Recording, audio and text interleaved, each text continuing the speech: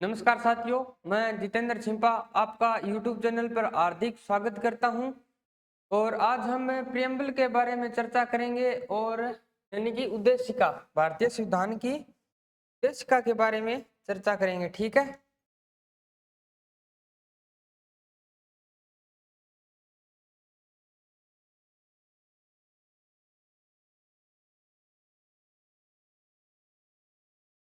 उद्देशिका के बारे में चर्चा करेंगे। ठीक है। उद्देशिका यानी कि प्रियम्बल, इंग्लिश में से प्रियम्बल कहा जाता है, वैसे प्रस्तावना नाम है इसका। और हमारे भारतीय संविधान में इसका निर्माण किया गया था। तो सर्वप्रथम इसका मतलब प्रभाव कहाँ देखा गया ये देखेंगे, और अमेरिका का, आयरलैंड का, और इसके अलावा हम न्याय कहाँ से लिया था, स्वतंत्रता, समानता इत्यादि शब्द जो कहाँ कहाँ से हमने ग्रहण किए थे, इसके बारे में चर्चा करेंगे। ठीक है। आज यानी कि उद्देशिका, उद्देशिका के बारे में पढ़ेंगे। उद्देशिका यानी कि प्रस्तावना।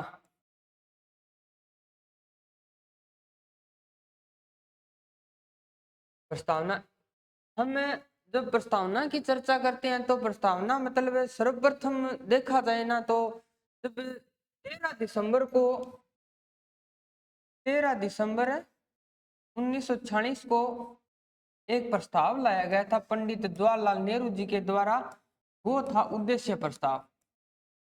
इस उद्देश्य प्रस्ताव के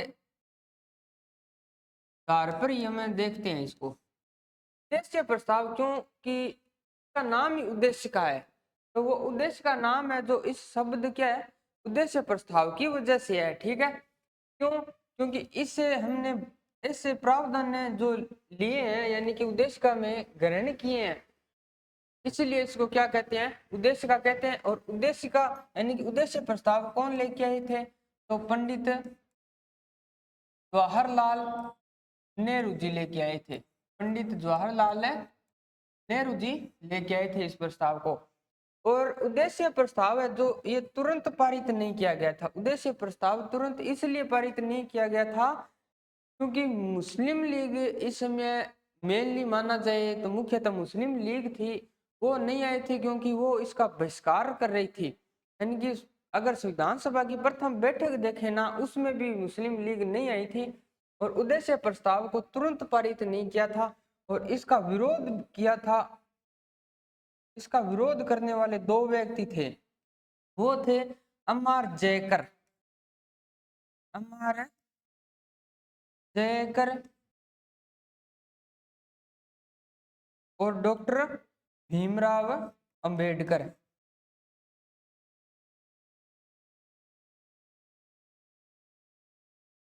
डॉक्टर भीमराव अंबेडकर और एम आर जयकर, इन्होंने क्या किया था, इसका विरोध किया था कि उद्देश्य प्रस्ताव है, ये संविधान का इतना बड़ा प्रावधान है और इसको तुरंत लागू नहीं किया जाए, इसको बाद में लागू करेंगे क्योंकि क्या पता हमारे मुस्लिम भाई यानी कि वो आ जाए।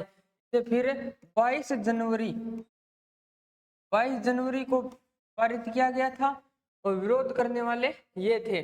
ठीक है। उद्देश्य है यानी कि उद्देश्य का प्रियम्बल की चर्चा करते हैं तो मैं एक आपको फोटो दिखाता हूँ।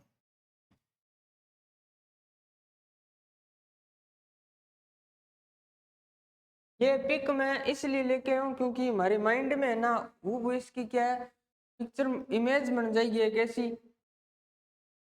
जिसे हम भूलेंगे नहीं।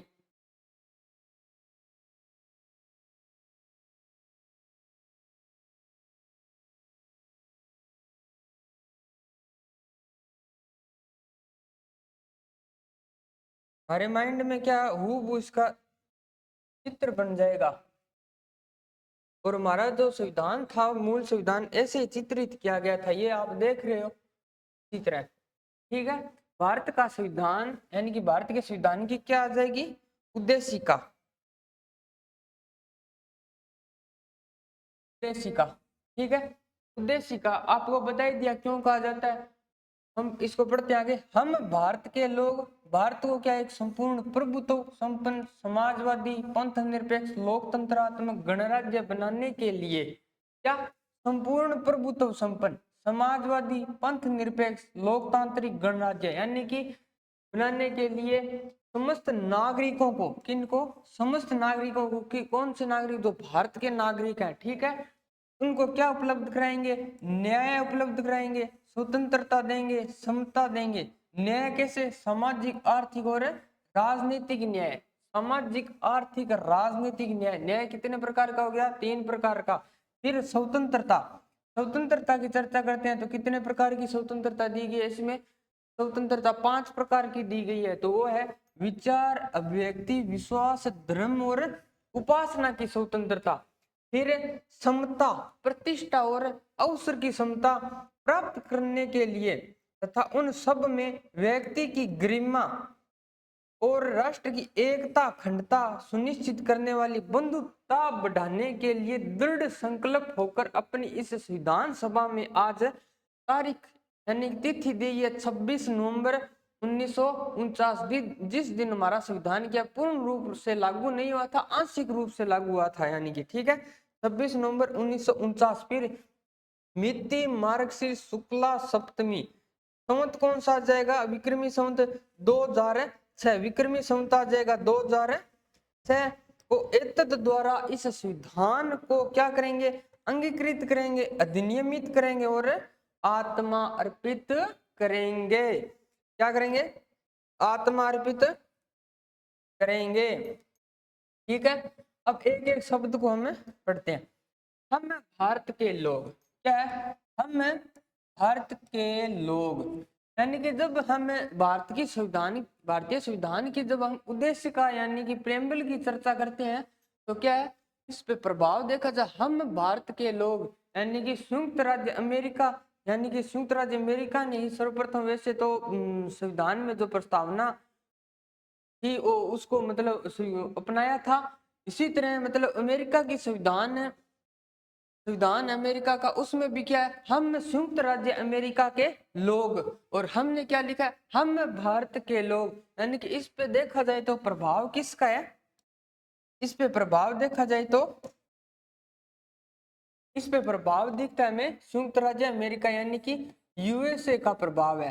ठीक है, उसके बाद में हम एक अंत में ये 3 शब्द देखते हैं, कौन कौन से, अंगीकृत, अधिनियमित और आत्मार्पित। ठीक है, इन 3 शब्दों के अनुसार, इन 3 शब्दों के अनुसार देखें, हम भारत के लोग, अंगीकृत, अधिनियमित और आत्मार्पित, ये शब्द देखें ना तो किसका प्रभाव देखा जाता है, तो आयरलैंड का भी प्रभाव देखा जाता है। किसका, आयरलैंड का भी प्रभाव है देखा जाता है। ठीक है, आयरलैंड का, यानी कि यूएसए का और आयरलैंड दोनों का क्या देखा जाता है, दोनों का प्रभाव देखा जाता है। और उसके बाद हम भारत के लोग, इससे पहले मैं आपको एक बता देता हूँ कि प्रस्तावना उद्देश्य का होती क्या है। यानी कि प्रस्तावना मतलब जैसे हम क्या एक मकान बनाते हैं, एक मतलब बड़ी सी बिल्डिंग का निर्माण करते हैं तो उसका क्या होती है, उसकी नींव होती है ना, उसी तरह संविधान की जो नींव देखी जाए या संविधान की अगर आधारशिला देखी जाए ना तो ये उद्देश्य का है, यानी कि प्रस्तावना है हमारी। ठीक है, और ऐसे ना समझे तो जैसे हमारा जो भी है यानी कि भारतीय जनता का स्रोत पूछा जाए तो संविधान का स्रोत प्रस्तावना। अगर हम हमारे जो संविधान निर्माता थे, कौन संविधान निर्माता थे, अगर उनकी उनके विचारों को अगर हमें समझना हो तो हमें उद्देश्य का यानी कि प्रस्तावना की चर्चा करनी पड़ती है।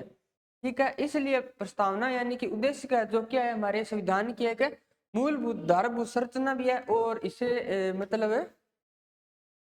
आधारभूत संरचना आधार माना जाता है उद्देश्य का, यानी कि प्रस्तावना को किसका, संविधान का आधार माना जाता है। ठीक है, वैसे केशवानंद भारती वाद आया था।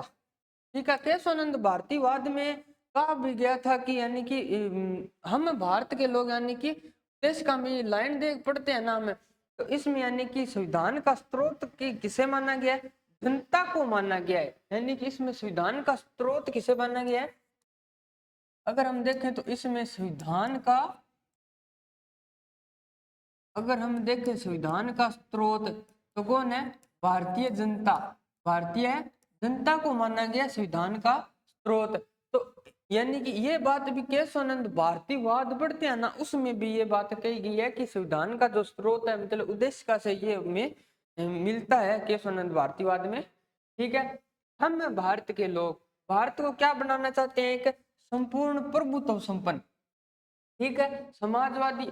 उसके बाद में समाजवादी और पंथ निरपेक्ष शब्द की बात करते हैं, समाजवादी और पंथ निरपेक्ष, और ये एक अखंडता शब्द, यानी कि ये तीन शब्द थे, यानी कि तीन शब्द थे जो कौन से 42वां संविधान संशोधन 1976 के द्वारा जोड़ा गया था। संविधान में कुछ वाद आते हैं, कुछ वाद थे, इससे पहले संविधान यानी कि संविधान की प्रेम्बल यानी कि उद्देश्य का प्रस्तावना के बारे में बेरूबाड़ी वाद आया था। बेरूबाड़ी वाद यानी कि पहले आपको मैं 3-4 वाद करवा देता हूं, ठीक है।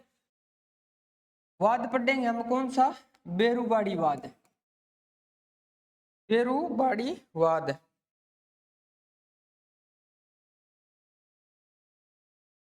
यानी कि बेरूबाड़ी वाद। बेरूबाड़ी वाद में प्रस्तावना के बारे में कहा गया था कि ये संविधान का क्या है, भाग नहीं है। क्या कहा गया था इसमें, बेरूबाड़ी वाद में कहा गया था, यानी कि प्रस्तावना के बारे में कहा था, प्रस्तावना के बारे में क्या कहा था कि संविधान का भाग नहीं है। क्या कहा, संविधान का भाग नहीं है, बेरूबाड़ीवाद में कहा था। गजेंद्र गडकर ये थे न्यायमूर्ति, और इन्होंने कहा था, और ये भी कहा था कि मतलब जो विधानमंडल और राज्य के विभिन्न अंग है उनकी भी कोई क्या है, शक्ति नहीं है, यानी कि अन्य शक्ति है वो भी इसकी मतलब प्रस्तावना से नहीं होती है। यानी कि प्रस्तावना जो क्या है, एक न तो इससे न्याय मिलता है, यानी कि ये इस तरह के शब्द यूज किए गए थे। यानी कि इसमें क्या कहा था, संविधान का भाग नहीं है। पूछा जाए तो प्रस्तावना को संविधान का भाग नहीं माना गया था, तो वो वाद था बेरूबाड़ी वाद। ठीक है, इसमें न्यायमूर्ति गजेंद्र गडकर थे। ठीक है, तो उसके बाद में आपको वाद कराता हूं मैं। बेरूबाड़ी के बाद में हम चलते हैं एक केशवानंद की चर्चा करते हैं। ठीक है, केशवानंद, केशवानंद वर्सेस केरल राज्य। ठीक है, इसमें कहा गया था कि प्रस्तावना जो क्या है संविधान का भाग है, प्रस्तावना संविधान का भाग नहीं है। बेरूबाड़ीवाद केशवानंदवाद में क्या कहा, इस प्रस्तावना जो क्या यानी कि उद्देश्य का क्या है, उद्देश्य का क्या है, संविधान का भाग है, संविधान का भाग है। और केशवानंद वाद में ही कहा था कि संविधान यानी कि प्रस्तावना में क्या किया जा सकता है, संशोधन 368 अनुच्छेद 368 के तहत क्या किया जा सकता है, संशोधन किया जा सकता है। वैसे अनुच्छेद 368 की चर्चा करते हैं ना हम, अनुच्छेद 368 के तहत हम क्या करेंगे, वैसे तो इस अनुच्छेद के तहत हम तो दो तरह के कर सकते हैं, संविधान संशोधन है वो हम क्या कर सकते हैं, इसके तहत दो तरह से कर सकते हैं। ठीक है, एक विशेष बहुमत और विशेष बहुमत प्लस आधे राज्यों का बहुमत, इस तरह से कर सकते हैं। परंतु साधारण बहुमत है वो इसके अंतर्गत नहीं आता है। ठीक है, साधारण बहुमत है वो इसके अंतर्गत नहीं आता है। यानी कि हम बात कर रहे थे केशवानंद भारतीयवाद, जिसमें कहा क्या कहा गया था कि प्रस्तावना संविधान का भाग है, प्रस्तावना संविधान का क्या है, भाग है। और यानी कि इसमें क्या है, संशोधन किया जा सकता है, संशोधन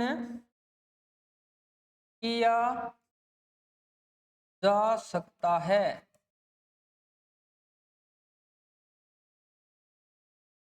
संशोधन किया जा सकता है। ठीक है, इसमें संशोधन यानी कि कर सकते हैं, और संविधान का क्या है, भाग है। केशवानंद भारतीयवाद, केशवानंद भारतीयवाद में मूल ढांचे की उदाहरणा आई थी। मूल ढांचा यानी कि इसमें प्रस्तावना में एक शब्द पढ़ते हैं हमें, जो पंथ निरपेक्ष के बारे में बताऊंगा, उसमें पंथ निरपेक्ष को यानी कि संविधान का मूलभूत आधारभूत ढांचा भी माना। आधारभूत यानी कि तत्व कह दें या मूल आधारभूत ढांचा जो भी है, माना था वो केशवानंद भारतीयवाद में ही माना गया था। उसके बाद में हम एक राजस्थान से संबंधित वाद है, वो है सज्जन सिंह बनाम राजस्थान। कौन सा? सज्जन सिंह बनाम सज्जन सिंह वर्सेस राजस्थान। सज्जन सिंह वर्सेस राजस्थान वाद, इसमें कहा गया था कि जो उद्देशिका है, प्रस्तावना है, वो क्या है? संविधान का निचोड़ है। जैसे हम क्या करते हैं, नोट्स बनाते हैं ना, हमें क्या पढ़ रहे हैं, जैसे कोई एक बुक पढ़ रहे हैं, ये बुक पढ़ रहे हैं, तो इसका निचोड़ निकाल कर हम क्या कर देते हैं, नोट्स बना लेते हैं। यानी कि 400-500 पेजों की होती है, इसको हम क्या है, सीमित मात्रा में 30 एक पेजों में समेट लेते हैं, यानी कि 30 पेजों में क्या कर लेते हैं। उसी तरह संविधान है, जो संविधान है, उनको क्या निचोड़ कर क्या कर लिया, एक उद्देशिका में, यानी कि एक उद्देशिका बनाई और उसमें सभी को क्या कर लिया, शामिल कर लिया। जैसे हम नोट्स बनाते हैं सीमित मात्रा में, फिर उन नोट्सों का भी हम क्या कर लेते हैं, और यानी कि दीवार पे चिपका देते हैं ना, यानी कि छोटे छोटे भागों में उनके मतलब ऐसे विस्तार कर देते हैं हमें। तो उसी तरह मतलब उद्देशिका यानी कि प्रस्तावना है, यानी कि उद्देश्य का है जो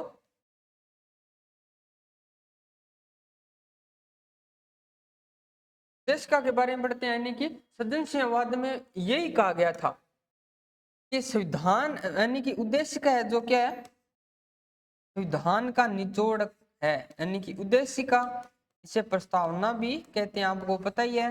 उद्देश्य का जो क्या है, संविधान का निचोड़ है।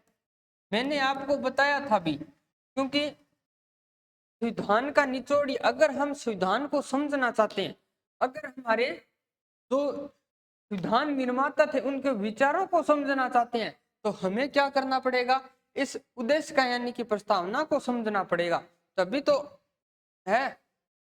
यानी कि ये बात हो गई।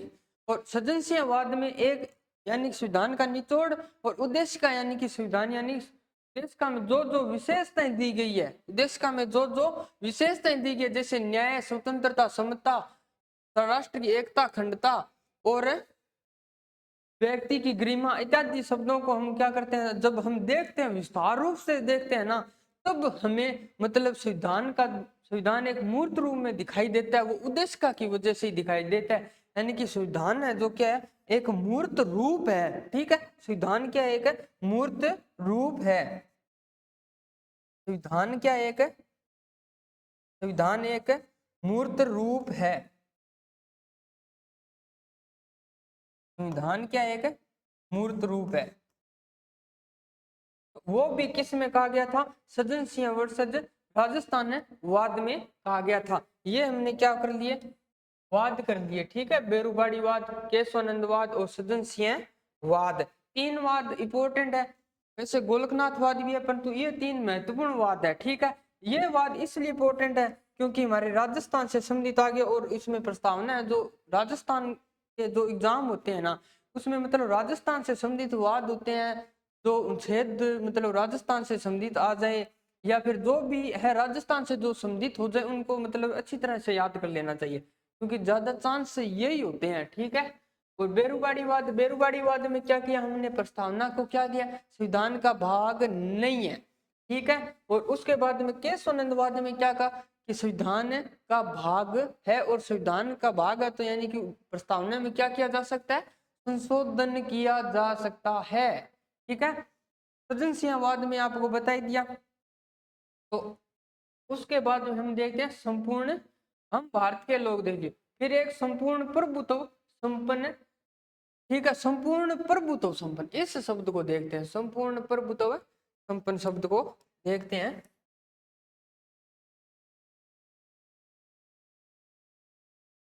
जब हम इस शब्द को देखते हैं, संपूर्ण प्रभुत्व संपन्न, संपूर्ण प्रभुत्व संपन्न का मतलब होता है, मतलब राज्य क्या होगा, राज्य बाहरी रूप से भी क्या है, राज्य है जो क्या है, बाहरी रूप से यानी कि बाह्य रूप से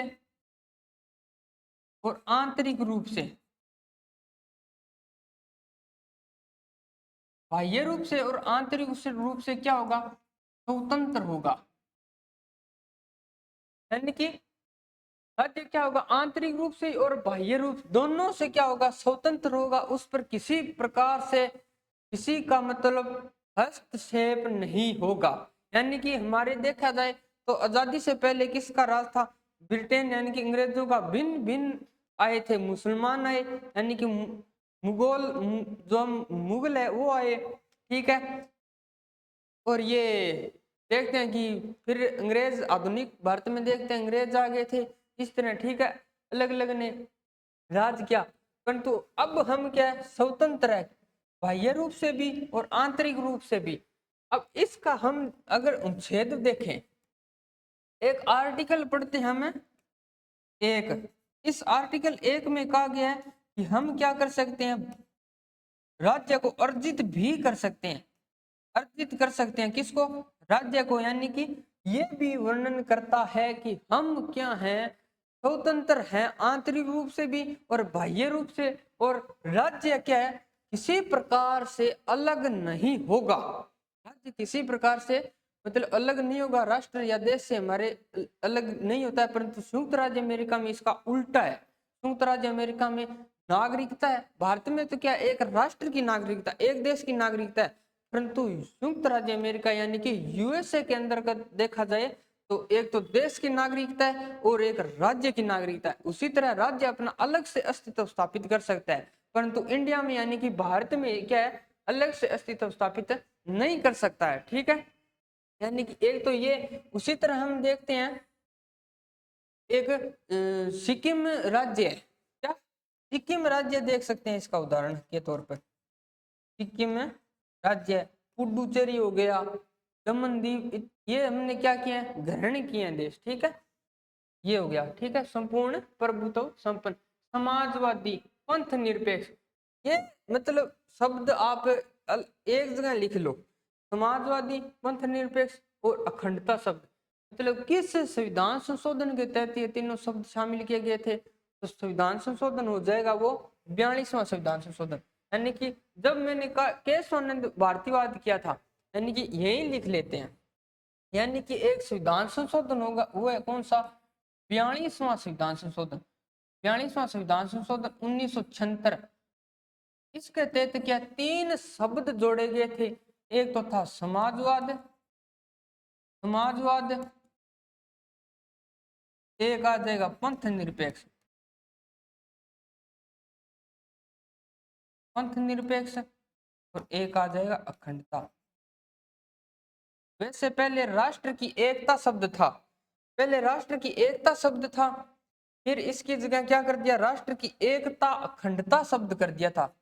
राष्ट्र की क्या, एकता अखंडता शब्द जोड़ दिया था। यानी कि कितने शब्द, समाजवाद, पंथ निरपेक्ष और अखंडता शब्द किस संविधान संशोधन के तहत, 42वां संविधान संशोधन 1976 के तहत शामिल किया गया था। वो कौन कौन से शब्द थे, समाजवाद, पंथ निरपेक्ष और अखंडता शब्द थे, ठीक है। तो ये संविधान संशोधन वाली बात कब आई, केशवानंद भारतीयवाद में कहा गया था कि प्रस्तावना में क्या संविधान संशोधन भी कर सकते हैं, और ये क्या है, एक संविधान का भाग है। और पंथ निरपेक्ष शब्द है जो इसको क्या मूलभूत ढांचा घोषित किया गया था, मूलभूत ढांचा घोषित किया मतलब किया था, वो किस में किया था, केशवानंद भारतीयवाद केरल राज्य में किया गया था, ठीक है। हम क्या कर रहे थे, समाजवाद, हम बात करते हैं समाजवाद की। समाजवाद कैसे, यानी कि आय की दृष्टि से, आय, प्रतिष्ठा और व्यवसायिक दृष्टि क्या समान रूप से हो, ठीक है, किसी प्रकार का केंद्रीकरण ना हो। पंथ निरपेक्ष की बात करते हैं। पंथ निरपेक्ष कैसा कैसा, पंथ यानी कि विशेष किसी धर्म को बढ़ावा नहीं दिया जाए, पंथ निरपेक्ष यानी कि विशेष धर्म को बढ़ावा नहीं दिया जाए। और पंथ निरपेक्ष शब्द को मूलभूत ढांचा किस में घोषित किया गया था, वो किया गया था केशवानंद भारतीयवाद में। किसमें, केशवानंद भारतीयवाद में किया गया था। हमारे देश में क्या अलग अलग मतलब धर्म के जाति के लोग रहते हैं। तो अगर हम पाश्चात्य देशों को देखें, पश्चिमी देशों को देखें, तो वहां पे क्या है, एक देश मतलब क्या है, वहां पे एक अलग एक धर्म को बढ़ावा दिया जाता है। परंतु हमारे भारत में ऐसा नहीं है। भारत में अलग अलग धर्म के रहते हैं। ईसाई धर्म यहाँ रहता है, यानी कि पंथ निरपेक्ष की चर्चा कर रहे हैं, ठीक है। अलग अलग पंथ निरपेक्ष यानी कि अलग अलग धर्म के लोग रहते हैं। ईसाई यहाँ रहते हैं, मुस्लिम सदस्य यहाँ रहते हैं, जैनी बौद्ध भी कुछ रहते हैं, हिंदू है ही है, सिख हो गए, जैन हो गए इत्यादि ये रहते हैं। यानी कि अलग अलग देश, यानी कि एक विशेष धर्म को क्या है, बढ़ावा नहीं दिया जाता है। पंथ निरपेक्ष यानी कि एक पंथ यानी कि एक धर्म विशेष को बढ़ावा नहीं दिया जाता है, ठीक है। और ये सेक्युलर शब्द है, जो पंथ निरपेक्ष यानी कि सेक्युलर शब्द है, जो पहली बार यानी कि पंथ निरपेक्ष शब्द जोड़ने से पहले एक सेक्युलर शब्द जरूर था, वो था धर्म। ये शब्द था वो था आर्टिकल 25(2) में, आर्टिकल 25(2) में था, ठीक है। और 25 से 28 तक क्या धर्म के बारे में बताया भी गया, धार्मिक स्वतंत्रता, ठीक है। ये है पंथ निरपेक्ष, यानी कि हमारा देश में क्या अलग अलग धर्म के लोग रहते हैं, उसके बावजूद भी एक धर्म विशेष को बढ़ावा नहीं दिया जाता, ठीक है। वैसे तो इसकी है ना बहुत से न्यायविदों ने और बहुत से व्यक्तियों ने इसकी अलग अलग व्याख्या की है, पर वो व्याख्या हमारे पढ़ने मतलब कोई औचित्य नहीं है। हमारे लिए इतना ही है कि ये कब जोड़ा गया था, तो ये जोड़ा गया था 42वां संविधान संशोधन, 42वां संविधान संशोधन 1970 में। और मूलभूत ढांचा घोषित किया गया था, मूल ढांचा घोषित किया गया था, वो किया गया था केशवानंद वर्सेज केरल राज्य, केरल वाद में, ठीक है। मूलभूत ढांचा घोषित किया गया था, वो किया गया था पंथ निरपेक्ष को केशवानंद में। 42वां संविधान संशोधन 1976 में जोड़ा गया, यानी कि ये मूल प्रस्तावना में शब्द नहीं था, ठीक है। और हम बात करते हैं लोकतंत्रात्मक गणराज्य, लोकतंत्रात्मक गणराज्य की चर्चा करते हैं, ठीक है। लोकतंत्रात्मक गणराज्य,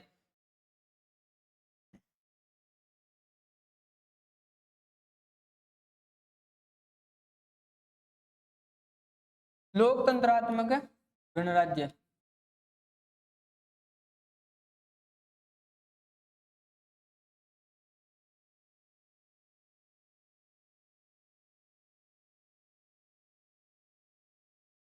लोकतंत्रात्मक गणराज्य, लोकतंत्र कैसे, हमारे देश में क्या संसदीय व्यवस्था है, यानी कि लोकतंत्र के स्पष्ट रूप प्रमाण में क्या संसदीय व्यवस्था है। मत देने का यानी कि किसी व्यक्ति विशेष को ऐसा नहीं है कि मतलब अमीर व्यक्ति है वो ही मत देगा, नहीं, मत देने का भी अधिकार कैसे है। एक तो क्या है संसदीय व्यवस्था,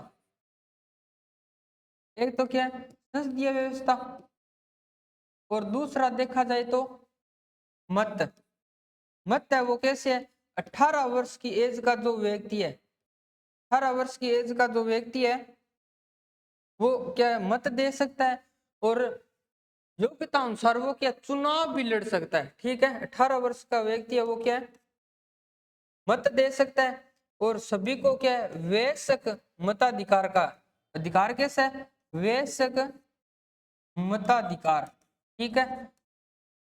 ऐसा नहीं है कि लिंग भेद जाति विशेष प्रकार इस प्रकार का किसी प्रकार का भेदभाव है, नहीं है, ठीक है। क्योंकि सभी यानी कि महिला को भी और पुरुष को भी दोनों को समान रूप से मतलब समान रूप से है, ऐसा कि तो मत है महिला भी देगी और पुरुष भी देगी, यानी कि किसी को ऐसा नहीं कहा जा सकता। जी सर।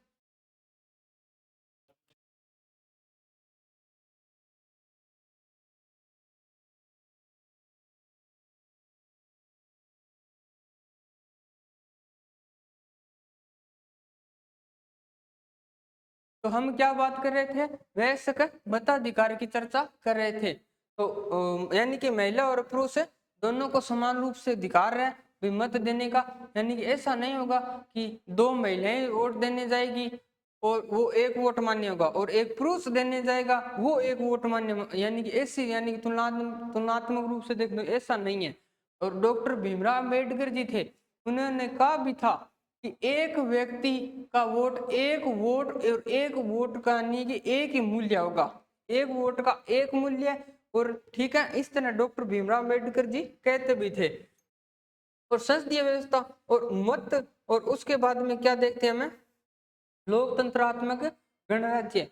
ठीक है, ये बात हो गई, मत मत मत की होगी। और हमें क्या है, चुनाव लड़ने का भी, चुनाव या निर्वाचन का अधिकार भी है, चुनाव और निर्वाचन का अधिकार भी है। ठीक है, ये हो गया। और हमें और क्या देखते हैं,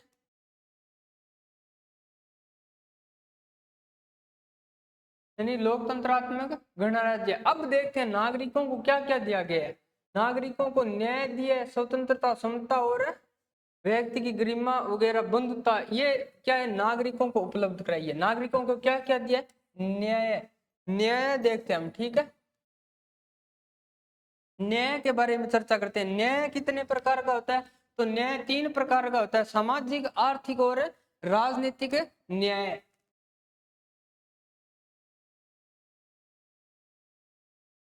न्याय की बात करते हैं तो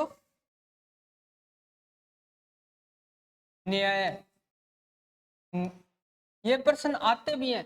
अब पूछ ले कि न्याय प्रस्तावना कितने दिए हैं, 3 है, ये सिंपल है, परंतु कौन कौन से दिए गए हैं, सामाजिक, सामाजिक, आर्थिक और राजनीतिक, सामाजिक, आर्थिक और राजनीतिक, राजनीतिक न्याय। ये देखते हैं, ये सीक्वेंस याद रखने, ये जो सीक्वेंस दिया गया है ना, सामाजिक, आर्थिक, राजनीतिक न्याय। न्याय कितने प्रकार का हो गया, 3 प्रकार से। ये सीक्वेंस जरूर याद रखना है, सामाजिक, फिर आएगा आर्थिक, फिर आएगा राजनीतिक। ठीक है, इसमें धर्म शामिल नहीं है, कहीं आप धार्मिक न्याय भी शामिल कर दो, क्या है, सामाजिक, आर्थिक, धार्मिक, राजनीतिक, ये ऐसा नहीं करना, धर्म नहीं है इसके अंदर। ठीक है, धर्म क्या है, नहीं है इसके अंदर।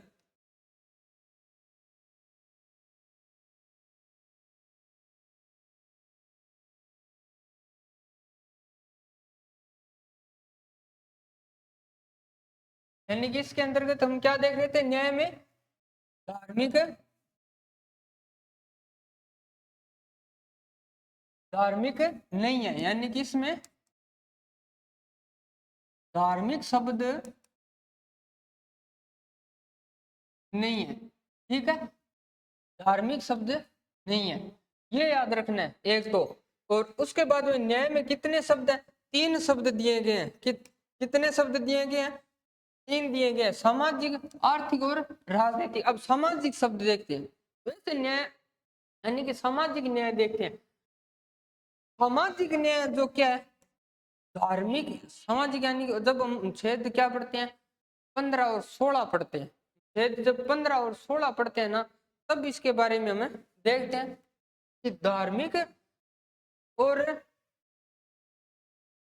धार्मिक रूप से, जातीय रूप से, यानी कि जब हम कौन से अनुच्छेद पढ़ते हैं, आर्टिकल 15 और 16, ये आर्टिकल पढ़ते हैं तो क्या है, उसमें स्पष्ट रूप से बोला गया है कि क्या होगा, जाति के आधार पर, लिंग के आधार पर, वैसे तो स्थान वगैरह भी बताया गया है, पर हम ये 2 शब्द देखते हैं, जाति के आधार पर और लिंग के आधार पर किसी प्रकार का भेदभाव नहीं किया जाएगा।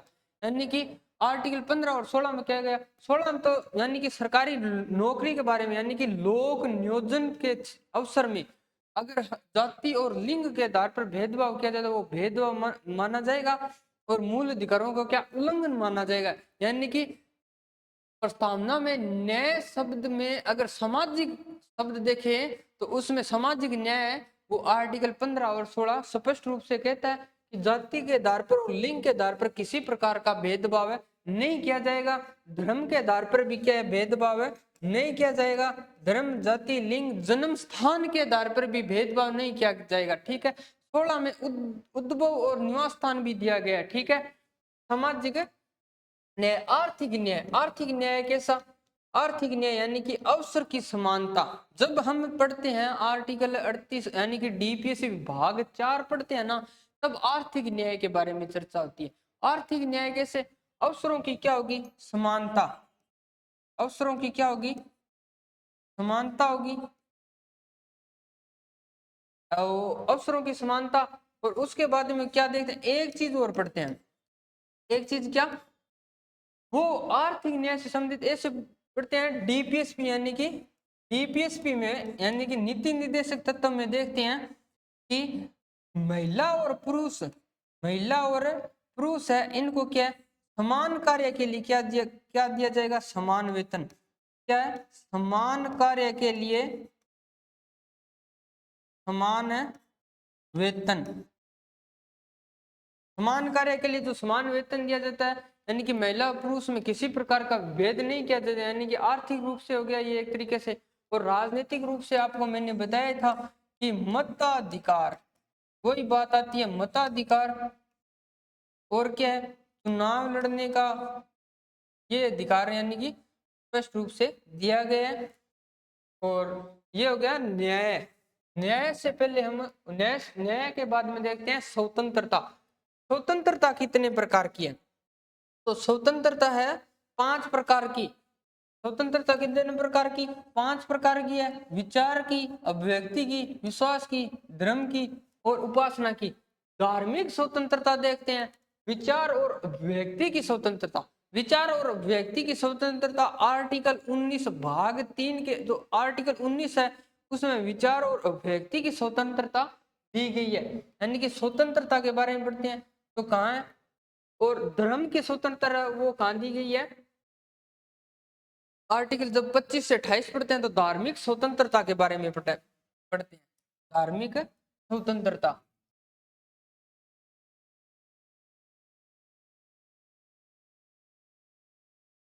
यानी कि स्वतंत्रता।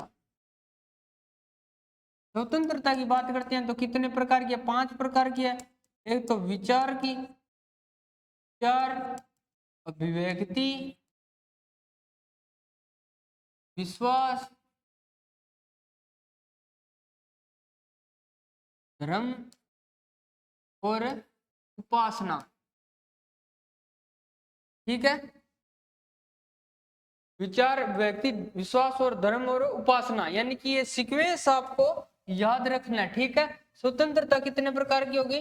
5 प्रकार की। विचार, व्यक्ति, विश्वास और धर्म है और उपासना की स्वतंत्रता याद रखना है। ये 2 शब्द है जो आर्टिकल 19 है, 19 उसमें दिया गया है। और धार्मिक स्वतंत्रता की जो चर्चा की गई है वो आर्टिकल दिया गया है। तो 25 से 28 तक हम जब आर्टिकल करते हैं तब हम क्या पढ़ते हैं? धार्मिक स्वतंत्रता के बारे में पढ़ते हैं, स्वतंत्रता शब्द। ठीक है। और मैं आपको समता, प्रतिष्ठा और अवसर की समता यानी कि प्रतिष्ठा और अवसर की समता। समता कितने प्रकार की दी गई है? 3 प्रकार की स्वतंत्रता समता, समता अलग है, स्वतंत्रता अलग है। ठीक है। समता है तो 2 प्रकार की दी गई है। वो है प्रतिष्ठा और अवसर की समता। फिर है व्यक्ति की गरिमा। अब मैं आपको बताता हूं ये जो शब्द है न्याय, स्वतंत्रता, समता और बंधुता शब्द कहां कहां से लिए गए हैं ये और बता देता हूं। अब चर्चा इन पे करते हैं हम। ठीक है। ये शब्द कहां से लिए गए हैं यानी कि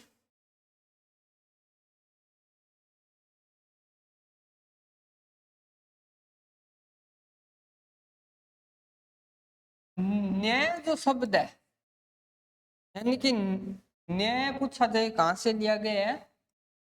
न्याय लिया गया है रूस से। और स्वतंत्रता शब्द है यानी कि ये देखो स्वतंत्रता शब्द, स्वतंत्रता शब्द लिया गया है फ्रांस की क्रांति से जो 1789 में हुई थी। कब हुई थी? 1789 में हुई थी। 1700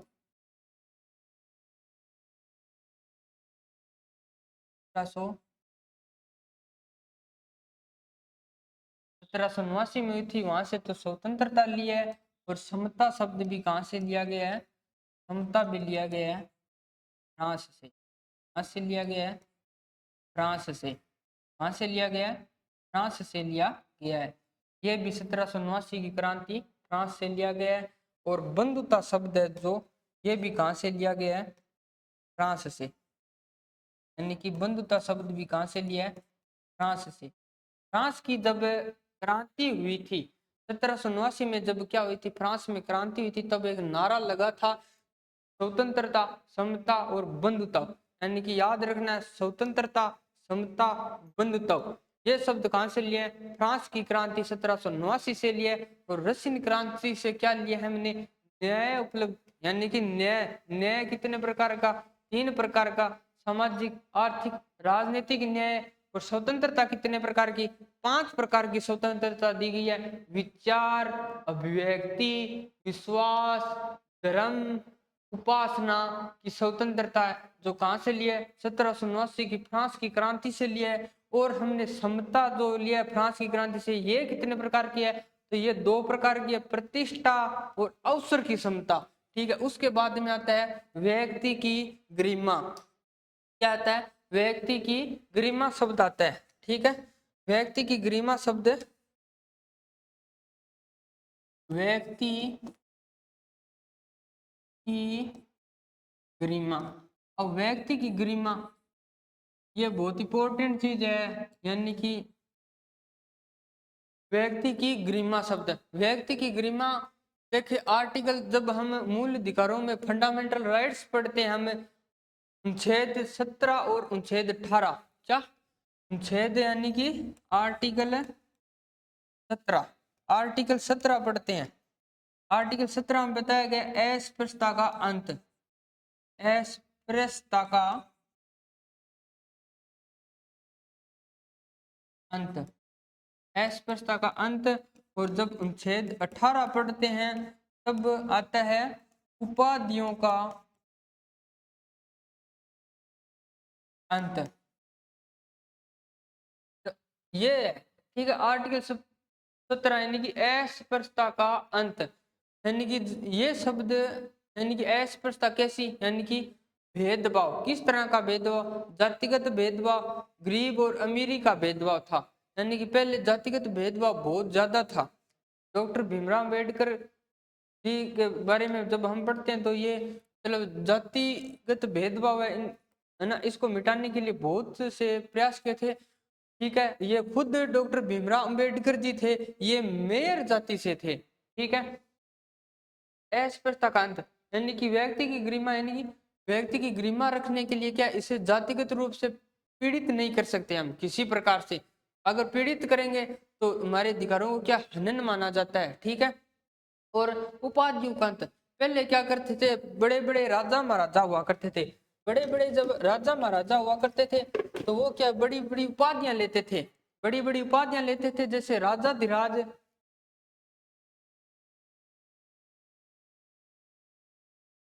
राजाधिराज और महाराजा धीराज, इस तरह बड़ी बड़ी उपाधियां लेते थे। ठीक है। तब क्या होता था, मतलब सामंत यानी कि नीचे जो लोग होते थे, यानी कि उनके मतलब अधिकारों का हनन भी बहुत होता था।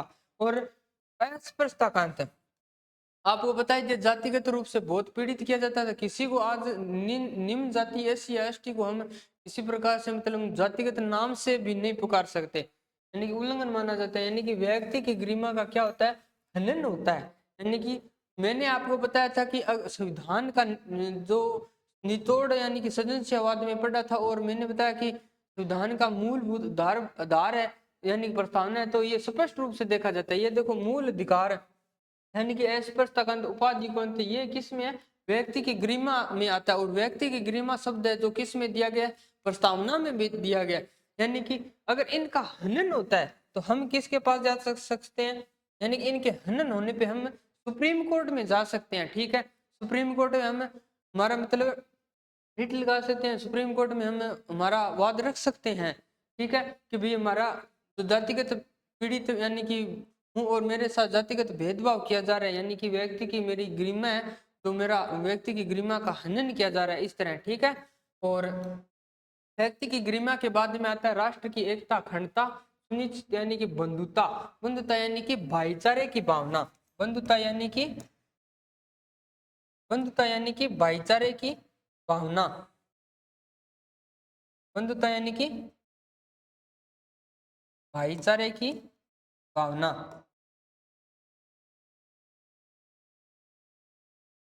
अगर हम बंधुता शब्द देखें क्या आ जाएगा,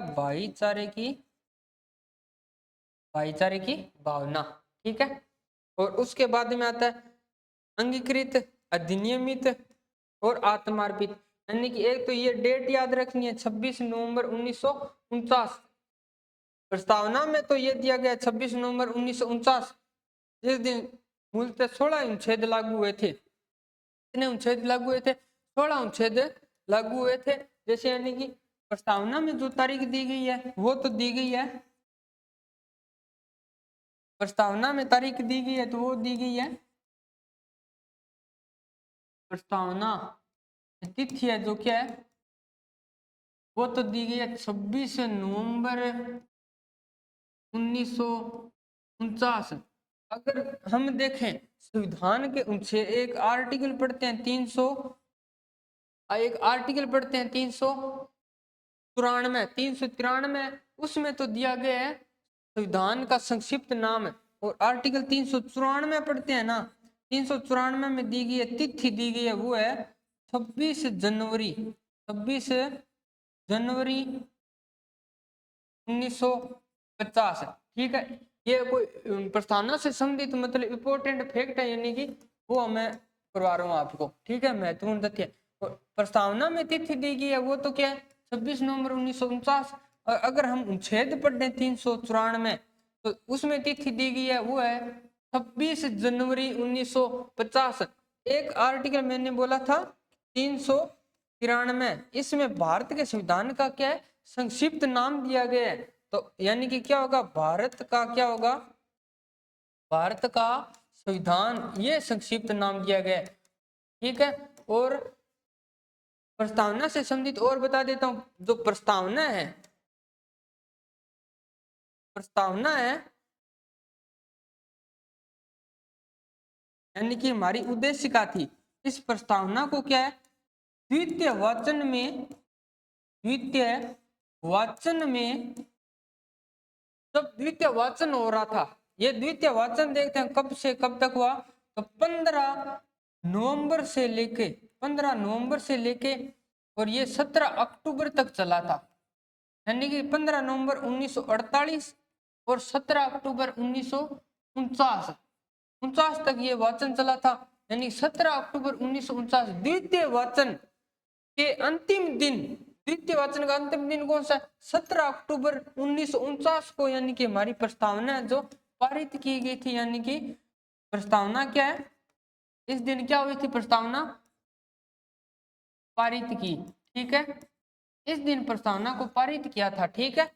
तो पूछा जाए कि प्रस्तावना को कब पारित किया, तो 17 अक्टूबर 1949 को प्रस्तावना को पारित किया। अगर ऐसा पूछा जाए कि प्रस्तावना को संविधान सभा का मतलब जब संविधान सभा की बैठक हो रही थी, तब संविधान सभा की बैठक में ऐसा किसने कहा था कि इस प्रस्तावना को संविधान का भाग माना जाना चाहिए, तो ये कहा था डॉक्टर राजेंद्र प्रसाद ने।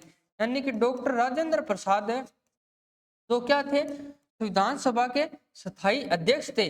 डॉक्टर राजेंद्र प्रसाद क्या थे, संविधान सभा के जो स्थायी अध्यक्ष थे। उन्होंने क्या कहा था कि संविधान का भाग है, यानी कि संविधान का अंग माना जाना चाहिए किसे, प्रस्तावना को क्या माना जाना चाहिए, प्रस्तावना को संविधान का अंग माना जाना चाहिए। ये किसने कहा था, ये डॉक्टर राजेंद्र प्रसाद जो संविधान सभा के क्या थे, स्थायी अध्यक्ष थे, ठीक है। और प्रस्तावना के बारे में और क्या रह गया, संपूर्ण प्रभुत्व संपन्न समाजवादी पंथ निरपेक्ष लोकतांत्रिक गणराज्य और न्याय स्वतंत्रता समता और व्यक्ति की गरिमा के बारे में भी पढ़ लिया, और राष्ट्र की एकता अखंडता के बारे में पढ़ लिया, बंधुता यानी भाईचारे की भावना के बारे में पढ़ लिया। फिर आता है अंगीकृत, अधिनियमित और आत्मार्पित, यानी कि अंगीकृत किया, फिर आत्मा अर्पित किया यानी कि संविधान को मतलब अपना लिया। फिर क्या, संविधान को क्या कर दिया, आत्मा अर्पित यानी कि अपने आप को क्या कर दिया, अर्पित कर दिया। यानी कि आत्मा अर्पित का अर्थ होता है यानी कि अपने आप को अर्पित करना। और अंगीकृत यानी अंग, और अधिनियमित क्या यानी कि अंगीकृत, अधिनियमित और आत्मार्पित किया था। ठीक है, ये अंतिम शब्द, ये याद शब्द आपको इसमें क्या है, इस तरह याद रखनी है। अंगीकृत, अधिनियमित, आत्मार्पित, ये सीक्वेंस पूछा जाता है। और ये शब्द देखें तो किसका प्रभाव देखा जाता है, आयरलैंड का प्रभाव देखा जाता है। किसका प्रभाव देखा जाता है, आयरलैंड का। किसका प्रभाव देखा जाता है, आयरलैंड का प्रभाव देखा जाता है। और धन्यवाद आप सभी का। और वीडियो आज के लिए इतनी। कल मैं आपको संघ एवं इसका राज्य क्षेत्र यानी कि भाग 1 करवाऊंगा। ठीक है।